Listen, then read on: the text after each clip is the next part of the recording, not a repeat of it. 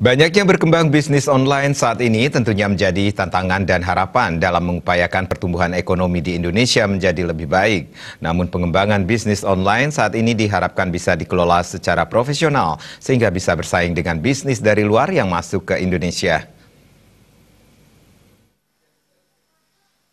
Perkembangan teknologi informasi dan globalisasi membuat bisnis online saat ini tumbuh subur dan berkembang pesat, terutama melalui media sosial. Banyak kalangan pelajar yang awalnya memanfaatkan ponselnya untuk bermesos, kini mengalihkan fungsinya sebagai media bisnis online. Hal ini tentunya memberikan angin segar kepada pertumbuhan ekonomi dan UMKM di Indonesia yang berkembang dengan baik.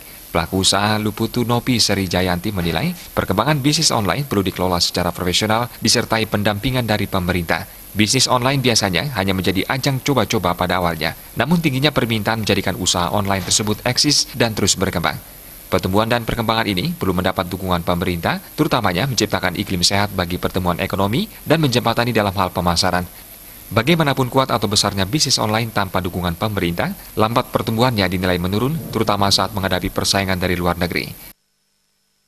Saya pikir anak-anak muda sekarang sudah aware dengan kemajuan zaman melalui internet, kemudian online. Jadi anak-anak bisa mengembangkan ide-ide dengan bijak menggunakan media sosial.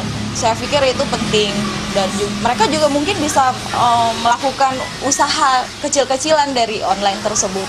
Jadi media itu digunakan secara bijak, jadi tidak untuk jadi haters atau apa. Jadi mereka lebih bisa menggunakan media itu dengan bijak, dengan inovasi-inovasi yang mereka lakukan. Mungkin untuk mengelola bisnis online secara profesional itu perlu adanya pendidikan. Yang pertama tentang bagaimana memanage bisnis online ini secara rapi.